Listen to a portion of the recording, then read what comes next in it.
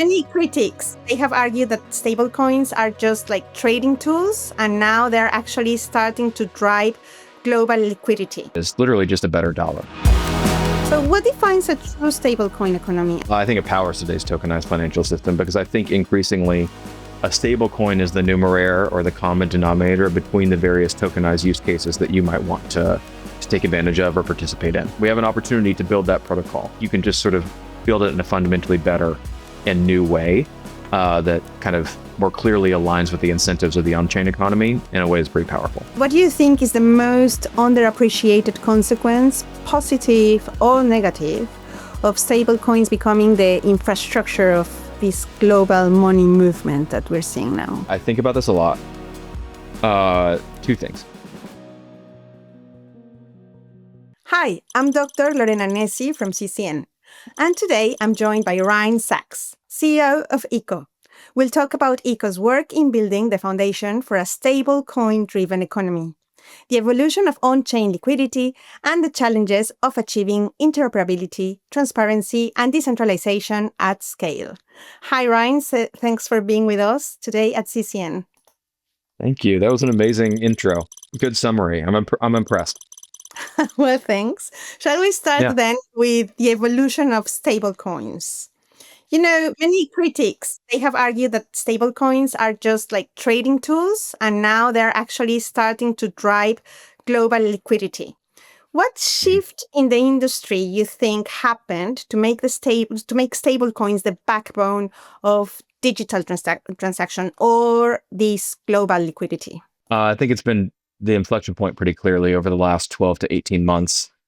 Initially was like an organized lobby by payment companies, financial institutions, increasingly important crypto companies to advocate for the technology, and not only regulatory kind of tolerance, but regulatory endorsement of this technology as literally just a better dollar. You know, it's just a dollar that flows a little bit more freely.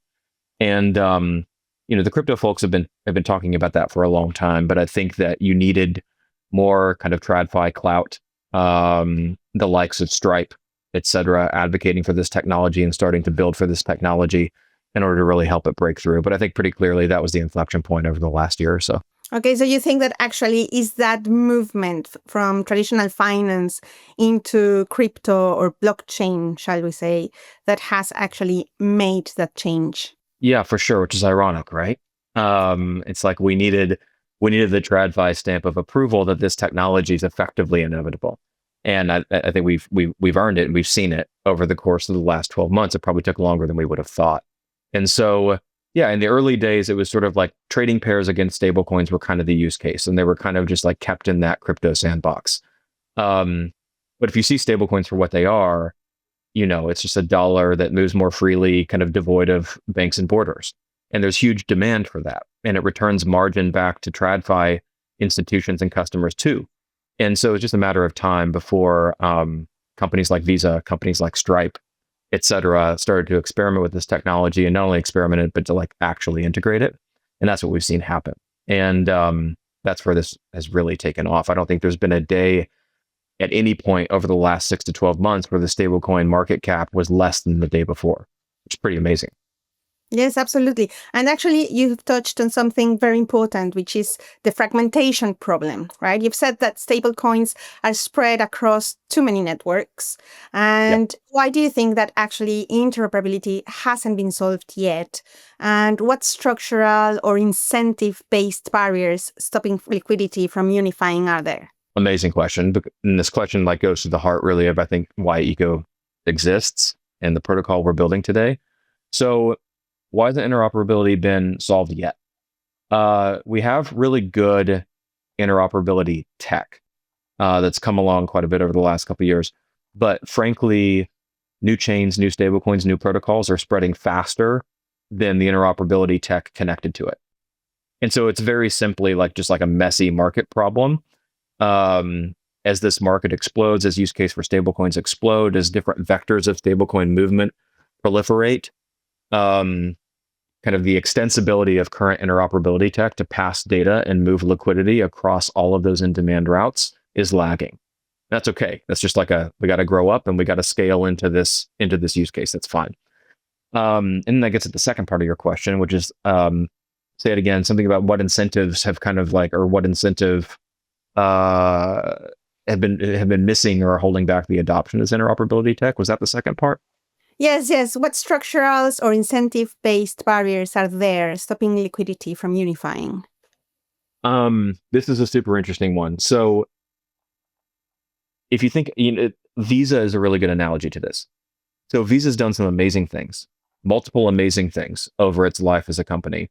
But perhaps the first amazing thing that Visa did was that they got 100 banks who are otherwise competitors for consumer primary accounts and consumer spending to subscribe to the same payment network. They got the banks to give up control to this association and subscribe to the same set of rules, basically in confidence that we're growing the pie for everybody involved. And it's remarkable. It's a difference between Visa existing today and not, is their success in doing that in the early days, 50 years ago. And I think that actually history rhymes in that way. And so now we're not talking about banks, but we're talking about blockchains, major stablecoin issuers, and like major DeFi protocols like Aave and others that host a lot of that stablecoin liquidity. So those are the parties we're looking at today. And what's missing is effectively an incentivized liquidity layer that they all subscribe to, in trust that if they're easing money movement kind of across that network, they're growing the pie for everybody involved by improving user experience and user trust.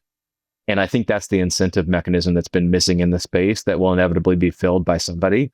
I intend that to be filled by Eco, but it's a wide open game for someone. Yes, you have some competitors out there. How would you say that Eco is actually standing out, or what does it offer in terms of that, of their competitors or in the ecosystem? What does it make it stand out? And again, if you want to go in the most simple terms, what does it do for users? Okay, so what makes it stand out? Two things, I think, most simply. One is positioning and one is performance. So positioning. We are full stack opinionated for the stablecoin use case.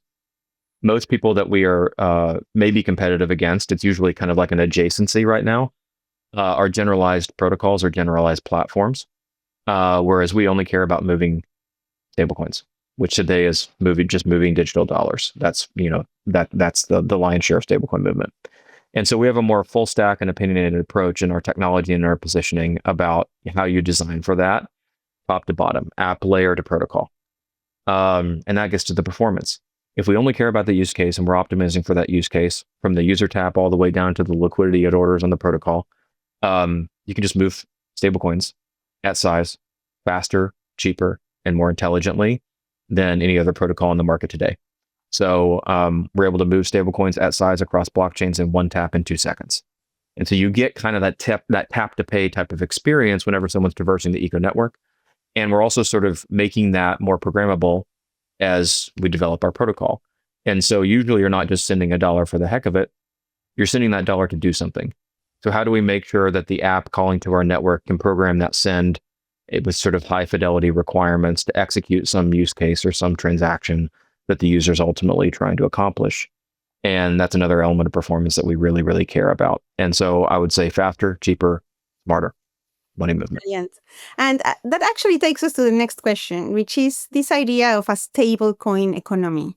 You've used that phrase to describe the next phase of crypto. So what defines a true stablecoin economy, and how does it differ from actually today's tokenized financial system? I think it powers today's tokenized financial system, because I think increasingly a stablecoin is the numeraire or the common denominator between the various tokenized use cases that you might want to take advantage of or participate in. So what's interesting is a stablecoin is the only asset that's going to get you anywhere on chain. There's always going to be a route through a stablecoin. You might have to stable swap in between, but there's always going to be a route through a stablecoin. So if you're trying to travel between Ethereum to Hyperliquid to Solana to Tron, whatever it may be, the native assets aren't going to get you there, but a stablecoin will. And it's usually going to be the cheapest path and the fastest path. And so you can think kind of about stablecoins as underpinning the tokenized economy and the tokenized use cases that are ultimately built on top of it. Increasingly, those digital dollars flowing, you can think of as the critical infrastructure or the plumbing to the tokenized use cases that are going to develop down the road or that already exist. Trading was a great use case. We already talked about that. right? Like maybe I want to trade tokens, but the most common pair is always going to be against a USDT or a USDC or a USDE, right? And so it's basically like the stablecoin economy is kind of like powering those trading pairs in that trading economy on top, whatever the trading use case may be. And for that reason, I actually think this, whatever we call it, let's just call it the on-chain economy or the stablecoin economy. It's going to be the biggest economy that's ever existed. It's going to dwarf the U.S. economy today because it's unbounded by banks or borders.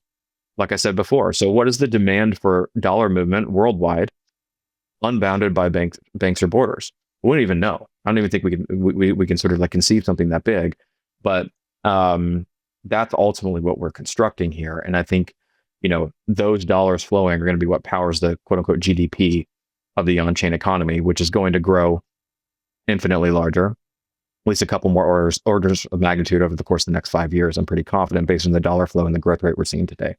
So that's what we mean when we talk about the stablecoin economy and how we think about it as you bring dollars on chain. Thank you. So if actually stablecoins become this default settlement layer for the internet, how do you think we can prevent a few issuers or liquidity hubs from creating centralization or systematic risk? Transparency. And so you're going to have this kind of like classic push and pull that always exists in crypto. Traditionally, it's been the classic fight between centralized exchanges and decentralized exchanges, and that's still going. That war is still being waged as the decentralized exchanges get more performant. And I think that you can kind of draw an analogy to answer your question, which is basically you can imagine a closed loop provider that's a SaaS business building a set of APIs to orchestrate stablecoins and those flows across chains. And some of those exist. You can also imagine a kind of more decentralized alternative with the protocol on chain, aggregating liquidity and routing across that liquidity in a more permissionless and transparent manner. And I think the question is, who does a better job of aggregating liquidity? What protocol is more performant?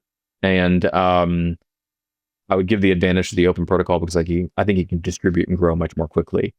So I don't think there's like the only thing to present it is to build a viable alternative as an open crypto protocol as opposed to a more closed Web2 business. There is room for both. But I think that for something to scale on the order of the stablecoin economy, like we were talking about, it calls for a protocol, not a company. And then I think you just get way better transparency, clear incentives for who can participate and why they would want to participate, that you can calibrate over time. And I think that probably is your best solution for guarding against kind of that more closed state of the world that you're asking about. Yeah, well, let's hope so. I think that's one of the main risks, but we'll just see. And that's actually, part of, I guess, the regulation of the governments as well, right? So we will see. Probably so. It is the opportunity. It's the opportunity. We have an opportunity to build that protocol for this new version of money. And that's an opportunity that we intend to seize. Is the one that motivates eco in particular, because I think you can just sort of build it in a fundamentally better and new way that kind of more clearly aligns with the incentives of the on-chain economy in a way that's pretty powerful. Yes. And well, we are talking also about that, about the fact that stable coins are moving at near high frequency speeds across different blockchains. So how does that speed come at the expense of transparency or at the expense of risk management? I don't think it comes at the expense of transparency at all. You can build that protocol to sort of regardless of what the velocity is, you can build that protocol to sort of like expose events about money movement in whatever way sort of its customers and the on-chain economy demands. So I don't think the first is really a trade-off at all. The risk one is sort of ultimately the one that must be solved. It's not like, okay, so that one will be solved. I guess what I mean by that is sort of like the faster you move money, the higher fidelity, like you need to sort of like track liquidity balances and imbalances across the network and make sure it's reconciled and orchestrated correctly at all times. And that's just a performance problem. That's literally just a distributed systems problem. So it's not like you don't know how to solve it. It's just like, how good is your tech? How well does it scale? And, how performant is it at sub-second finality to ensure that that dollar is not double spent between Ethereum and Solana. And so I think it's just literally an engineering problem. You got to make sure you have good mechanism design and good incentives and good validators across your network, just like any other crypto protocol. But ultimately, the risk management problem is one of system performance. I don't think it's one that you don't know how to solve. I think it's one that you just have to build straight into. Okay, and that actually takes us to the next question, which is about interoperability and dominance. So in the race to aggregate stablecoin liquidity, really about collaboration. It's really about collaboration between chains, do you think? Or is it becoming a zero-sum game for dominance among those ecosystems that you have already mentioned, like Solana, Ethereum, and Polygon? About collaboration. Right now, it feels a little bit zero-sum. I think there's kind of like a standards war brewing between certain issuers and between certain protocols and some of the stablecoin chains that are now launching. Yeah. Right. And you got to I think we got to kind of like squeeze through the eye of the hourglass on that in this market season. And I think we got to remind ourselves, though, that the sort of like ultimately the stablecoin market cap is 10x, 100x, at least what it is today. And so in this distribution season, it feels a little bit zero-sum at times, but I think ultimately it's much more about collaboration and sort of like a positive sum mentality. And this is not some kumbaya statement. Again, back to the Visa analogy. Visa would not exist if its network members did not subscribe to that incentive structure. And the same reality, I think, exists for the on-chain economy. And also we have to remind ourselves, even though different chains and different protocols want the stable coins to sort of like sit there as available liquidity, the sort of like stablecoins are only as good as their ability to move. And so, sure, a chain launches and does a great job getting billions in TVL. That's great. That's a really good foundation for them. But ultimately, that chain is only as good as its ability to move the money, not lock the money in. And so there's going to be, once the dust settles, I think, on a lot of these recent launches on some of this kind of like standards war between certain interop tech, certain issuers, certain chains, certain protocols, there's going to be, I think, this reckoning that you do want to subscribe to a common layer that moves money more freely, because that improves accessibility and UX for everyone involved, which grows the pie of the entire market, which means all of their addressable market is getting bigger than if they were sort of taking a fundamentally zero-sum mentality indefinitely. So actually, from a builder standpoint, what do you think is the hardest trade-off when creating a liquidity layer that works anywhere on chain? Do you think, because you've touched on all of this, but do you think it is technical or economic or philosophical, social maybe? That's a great question. Because we know it's about collaboration, but it's also about the economy, and it's also about our ideas about the blockchain, right? And we are developing the technical side, but you also mentioned that we are a little bit slow in that process, and that's where eco might come in and have this big opportunity. But what do you think it's the hardest trade-off then? It may be philosophical. So this is real time. So I'm just working this one out. It's a great question. Take your time. I think something about where value capture happens and philosophical choices that you make to capture value in certain ways. So I think it probably goes back to the question you asked a few minutes ago about like, what's to keep this from becoming like a closed solution problem where 2 or 3 parties kind of own the market. Mm-hmm. I think that actually is highly relevant to the way I'm thinking about this answer, because you could choose to build an API layer as a SaaS business to move stablecoins on and off chains, not just on-ramp them, but also route them across chains. And you could do that across a bunch of custodial liquidity. And there is a use case for doing that that's valuable. But that's a value capture in sort of like a fundamentally SaaS formula. Or you could choose to build an open protocol that incentivizes all idle liquidity available to subscribe to this network and to supply it with capacity to ensure that performance and spreads are sort of like best UX for everybody involved. And there's like value capture I think in different ways, and an incentive flywheel that needs to be designed in a different way. And it's probably a much more scalable system across chains and across borders. You can still build that system to be regulated and compliant at the endpoints wherever you need to be. But fundamentally, I think the on-chain protocol kind of moves more freely and returns value to liquidity providers in a different way rather than capturing value at the API layer. And that's a philosophical trade-off. It's like, how do you want to scale the system? Who do you want to be incentivized to participate in it?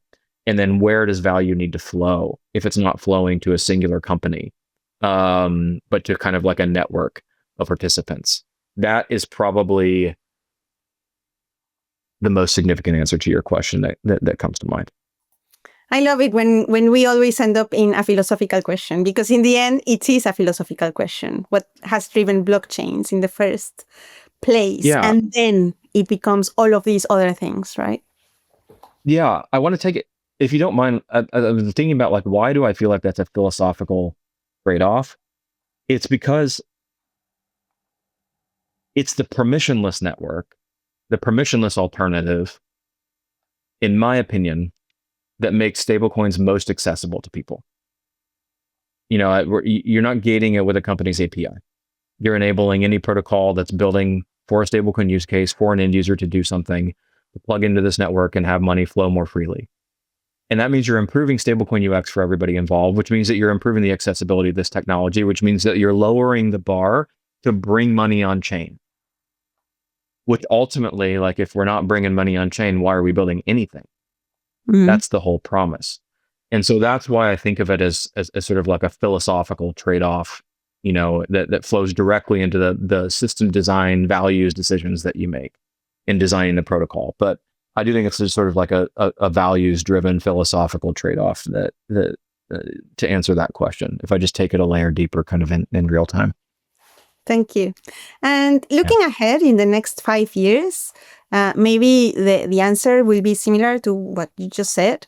But what do you think is the most underappreciated consequence, positive or negative, of stablecoins becoming the infrastructure of this global money movement that we're seeing now?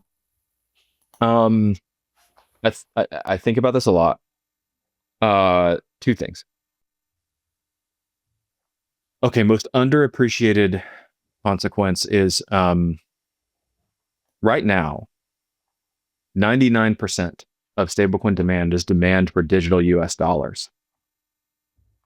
And I don't really, yes, other local currency stablecoins will launch, but I don't currently see a bunch of pent-up demand in the market to adopt them quickly, right? I don't see a flood of money going into stablecoin euros, for example. So what's the consequence of that? Like, you know, if it's a 10x better exporter of US dollar liquidity into US dollar demand that couldn't previously access dollars, what is the consequence of that for local payment and banking economies?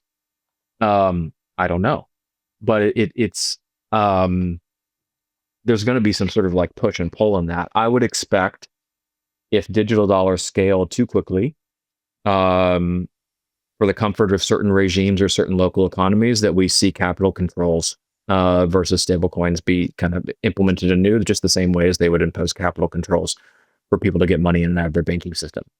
And that's going to be very interesting. That's going to, you know, how permissionless is this money? How accessible is it to people? Can you actually impose capital controls effectively on stablecoins? I don't want any of this to happen. I'm just saying that the technology and the dollar flows are growing so quickly that it's going to be a real reckoning if smaller economies look at their citizens and find out that suddenly 50% of their currency float in their economy is being held in dollars, not local currency. That's going to force a set of pretty hard decisions across more or less democratic regimes. And that's going to be very interesting to see play out, because we've never seen outside the central banking context, we've never seen sort of such an exporting of dollars directly into the hands of demanding consumers around the world. And today, I think we view that as pretty liberalizing relative to a lot of other currencies, kind of taking for granted, I guess, if the dollar stays stable along the way. But at what point does the rubber band stretch too far for the comfort of other regulators and other governments who have interests in a different currency? I don't know. We'll see. It is interesting. Yeah. Maybe we'll see other crypto coming in and change the game, or maybe we'll see this competition between different regions in the world probably fighting to get, a better position. But so far it's looking one way, probably. Yeah. I think I've said for many years, I've said this for 8 years now, because it really motivates me to build in this space.